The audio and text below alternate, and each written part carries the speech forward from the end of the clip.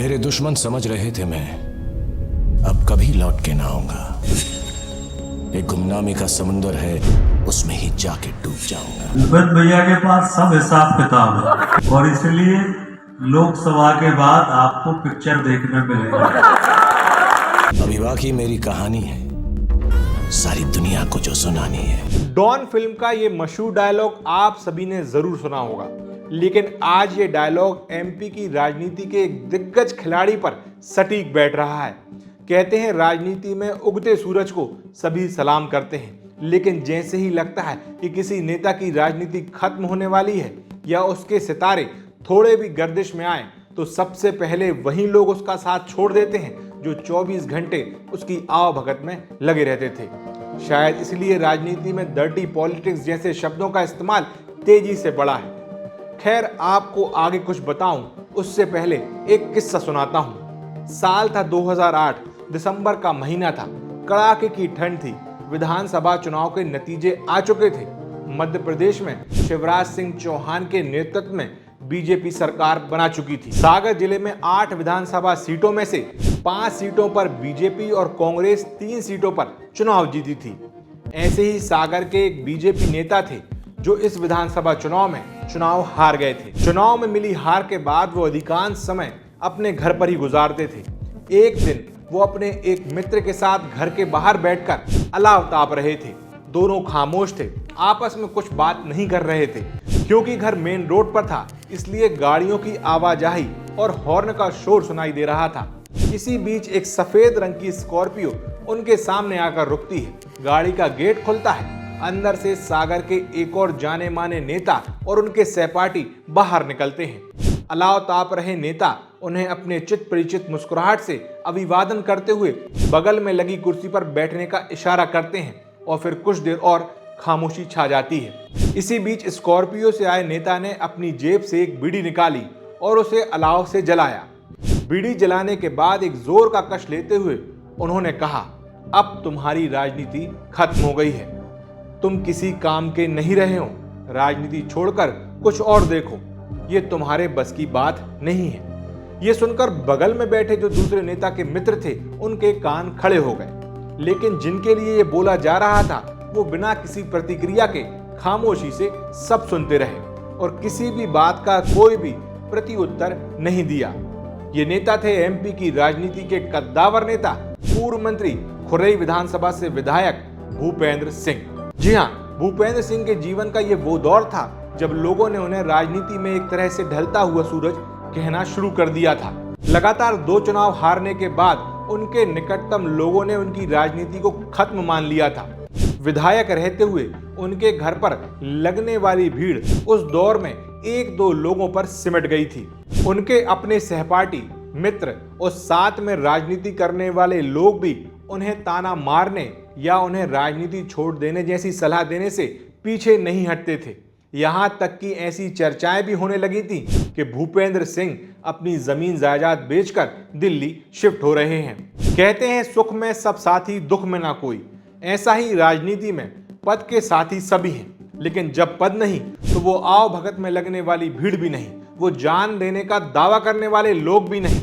सबकी जुबान पर सिर्फ एक ही बात होती है कि अब उनकी राजनीति खत्म है। ऐसा ही कुछ भूपेंद्र सिंह के साथ हो रहा था और अब एक बार फिर इन दिनों एक बार फिर ये दौर सामने आया है जब भूपेंद्र सिंह को लेकर यही सारी बातें सुनाई दे रही हैं। लोग दबी जुबान में उन्हें मंत्री नहीं बनाए जाने पर खुसुर फुसुर करते हुए दिखाई दे रहे हैं, लेकिन सागर और मध्य प्रदेश के इस दिग्गज नेता के लिए ये कोई नई बात नहीं है। इससे पहले भी वो ऐसी ही कई परिस्थितियों का सामना कर चुके हैं। ये जो किस्सा मैंने आपको सुनाया है ये उसी दौर का है। साल 1993 में सबसे युवा विधायक रहे भूपेंद्र सिंह, जिन्होंने कांग्रेस के बड़े नेता, पूर्व मंत्री, सिटिंग विधायक विट्ठल भाई पटेल, पूर्व मंत्री लक्ष्मी नारायण यादव जैसे दिग्गज नेताओं को सुर्खी विधानसभा में पटकनी दी थी। साल 1998 में एक बार फिर वो लगातार दूसरी बार चुनाव जीतकर आए थे। 2 बार विधायक और बीजेपी के दिग्गज नेता हरनाम सिंह राठौर के नजदीकी रहे भूपेंद्र सिंह का यह दौर उस वक्त का स्वर्णिम दौर था। इस दौरान उनके दरबार में लगने वाली भीड़ अपने काम कराने आने वाले लोगों का तांता लगा रहता था। इसके बाद साल 2003 में विधानसभा चुनाव आए। पूरे मध्य प्रदेश में उमा भारती की लहर थी। उमा का जादू ऐसा चला कि कांग्रेस का एमपी में सूपड़ा साफ हो गया। सागर जिले की 8 विधानसभा सीटों में से 7 विधानसभा सीटों पर बीजेपी ने जीत हासिल की, लेकिन यहां से भूपेंद्र सिंह का वो खराब वक्त शुरू हुआ जो अगले कुछ सालों तक यूं ही रहना था। वो चुनाव हार गए थे। पिछले चुनाव में जिन गोविंद सिंह राजपूत को उन्होंने चुनाव हराया था, अब उन्हें उन्हीं के हाथों हार का मुंह देखना पड़ा। साल 2003 से अप्रैल 2009 तक भूपेंद्र सिंह एक तरह से हाशिए पर रहे। साल 2008 में उन्होंने सागर की खुरई विधानसभा से राजनीति की नई शुरुआत करने का सोचा, लेकिन यहां भी वो हार गए। लोगों ने उनकी 2 हार के बाद ये कहना और समझना शुरू कर दिया कि अब उनकी राजनीति में वापसी मुश्किल है। उनका राजनीति का अच्छा दौर अब कभी वापस नहीं आएगा। लेकिन ये भूपेंद्र सिंह थे जो अर्जुन की तरह सिर्फ मछली की आंख पर, यानी सिर्फ अपने लक्ष्य राजनीति पर फोकस रखते हैं। उन्हें किसी बात का कोई फर्क नहीं पड़ता, कोई उनके बारे में कुछ भी कहता रहे। वो जानते हैं कि उन्हें जवाब जुबान से नहीं देना है, बल्कि अपने काम से देना है। जैसे अर्जुन के कठिन समय में उनके साथ कृष्ण आए, वैसे ही भूपेंद्र सिंह के जीवन में कृष्ण की तरह तत्कालीन सीएम शिवराज सिंह चौहान आए। उन्होंने भूपेंद्र सिंह की हार के बाद भी उन्हें सागर लोकसभा सीट से बीजेपी का उम्मीदवार बनवाया और भूपेंद्र सिंह के ऊपर छाए बुरे वक्त के बादल उनकी जीत के साथ ही धीरे धीरे घटना भी शुरू हो गए। साल 2009 से 2013 तक भूपेंद्र सिंह ने सभी के दिलों में अपने लिए जगह कायम की। उन्होंने वक्त फरामोशों की पहचान की, अपनी टीम को दोबारा बनाया, एक एक व्यक्ति को ठोक पीट कर अपने खेमे में जिम्मेदारी सौंपी। 2013 में उन्हें सांसद रहते हुए खुरई विधानसभा से फिर से टिकट मिला। वो चुनाव जीते और पहली बार शिवराज सरकार में कैबिनेट मंत्री बनाए गए। इसके बाद उनकी ताकत धीरे धीरे बढ़ती गई और देखते ही देखते वो सरकार में 2 नंबर यानी नेक्स्ट टू सीएम कहलाने लगे। भूपेंद्र सिंह की ताकत का अंदाजा आप इस बात से लगा सकते हैं कि सभी फैसलों में उनकी मर्जी होना अनिवार्य हो गई। गृह और नगरीय प्रशासन, परिवहन जैसे महत्वपूर्ण मंत्रालय उनके पास रहे। कुंभ जैसा महाआयोजन उनके प्रबंधन से पूरा हुआ, जिसकी सभी ने सराहना भी की। उन्हें जब भी जो भी जिम्मेदारी सौंपी गई, उन्होंने उसे बाखूबी निभाया। इतना ही नहीं, उन्होंने अपनी विधानसभा खुरई में विकास की गंगा बहा दी और खुरई पर पैनी नजर जमाए रहे। कांग्रेस का खेमा उन्होंने एक तरह से खाली कर दिया। सागर जिले में उनकी राजनीति की जब सेकेंड इनिंग शुरू हुई, यानी साल 2009 में जब वो सांसद का चुनाव लड़े, तब से ही उन्होंने कांग्रेस के खेमे में सेंध लगाना शुरू कर दिया था। कांग्रेस के कई दिग्गज नेताओं को, जिनमें संतोष साहू से शुरू हुआ ये सिलसिला, सुशील तिवारी, सुखदेव मिश्रा जैसे अनेकों नेताओं को कांग्रेस छोड़कर उन्होंने बीजेपी में शामिल करवाया।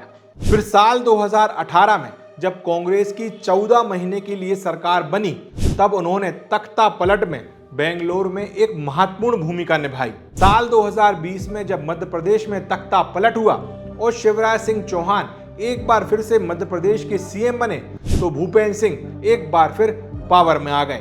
हालांकि ये वो दौर था जब सीएम शिवराज को कमजोर बताया गया। सिंधिया और नरोत्तम मिश्रा की वजह से वो सीएम है, ये बार बार उन्हें जताने की कोशिश की गई। इस दौरान भी भूपेंद्र सिंह को कमजोर समझा गया और उन्हें दबाने की या कमजोर करने की कोशिश की गई। लेकिन यहाँ 2003 के भूपेंद्र सिंह में और साल 2020 के भूपेंद्र सिंह में जमीन आसमान का फर्क था। शिवराज सिंह चौहान और भूपेंद्र सिंह की जोड़ी ने धीरे धीरे अपनी ताकत को बढ़ाया, खामोशी के साथ पूरी की पूरी बाजी पलट कर रख दी। देखते ही देखते शिवराज सिंह चौहान के तेवर वापस आ गए और भूपेंद्र सिंह दोबारा अपने उसी डेकोरम में दिखाई देने लगे। उधर साल 2022 आते आते नगरीय प्रशासन मंत्री रहते हुए भूपेंद्र सिंह हमेशा की तरह सीएम शिवराज के सबसे भरोसेमंद रहे, लेकिन उन्हें इसका खामियाजा भी उठाना पड़ा। शिवराज सिंह चौहान को लेकर केंद्र का रुख ठीक नहीं था। वो उन्हें एमपी की सियासत से दिल्ली ले जाने का मन बना चुके थे। ऐसे में शिवराज सिंह चौहान दिल्ली जाना नहीं चाहते थे। कुछ वक्त के लिए इस बात को लेकर मोदी शाह की जोड़ी का शिवराज से मनमुटाव भी दिखा। दोनों ही नेता जब भी एमपी आते शिवराज सिंह चौहान का टेंशन बढ़ जाता। मोदी शाह की जोड़ी ने जब एमपी में अपना दखल बढ़ाया तो उन्हें मालूम चला कि भूपेंद्र सिंह शिवराज सिंह चौहान की आंख का तारा है और ये बात दोनों ही नेताओं की आंखों में खटकने लगी। और इसका सीधा खामियाजा भूपेंद्र सिंह को साल 2023 में विधानसभा चुनाव में ऐतिहासिक जीत हासिल करने के बाद भी मंत्रिमंडल में शामिल नहीं किए जाने से उठाना पड़ा। जहां शिवराज सिंह चौहान सीएम नहीं बने, वहीं भूपेंद्र सिंह सिर्फ विधायक बनकर रह गए। कुल मिलाकर साल 2023 में भूपेंद्र सिंह का एक तरह से राजनीति में बुरा दौर शुरू हुआ, ऐसा हम कह सकते हैं। इसके बाद शिवराज सिंह चौहान को विदिशा लोकसभा सीट से टिकट दिया गया, जिसके बाद ये साफ हो गया कि अब वो दिल्ली जाएंगे। ऐसे में भूपेंद्र सिंह के सभी विरोधी एकजुट हुए और उन्हें कमजोर करने में जुट गए।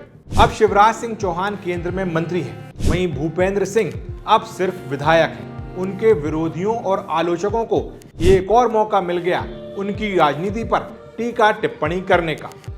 कई लोग उन्हें दोबारा कभी मंत्री नहीं बनाया जाएगा ऐसा कहते सुनाई दे जाते हैं, तो कई उनका और सीएम मोहन यादव के बीच बुराई का हवाला देकर कई एक किस्से सुना देते हैं।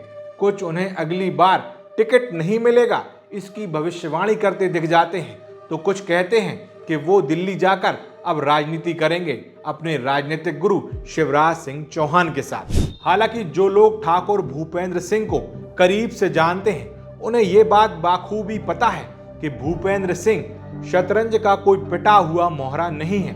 वो राजा के बगल में खड़े बाजीगर की तरह है। जब तक शतरंज की बिसात पर वो हैं, तब तक शय और मात का ये खेल वो एक झटके में खेल सकते हैं। ये थी सागर टीवी न्यूज की राजनीति से जुड़ी एक खास पेशकश। उम्मीद है आपको पसंद आई होगी। इसी तरह की तमाम खबरें देखने के लिए आप सागर टीवी न्यूज, STVN इंडिया की वेबसाइट, यूट्यूब और फेसबुक चैनल, इंस्टाग्राम पेज सबको फॉलो, लाइक, सब्सक्राइब करें ताकि इस तरह की खबरें आपको मिल सकें। नमस्कार।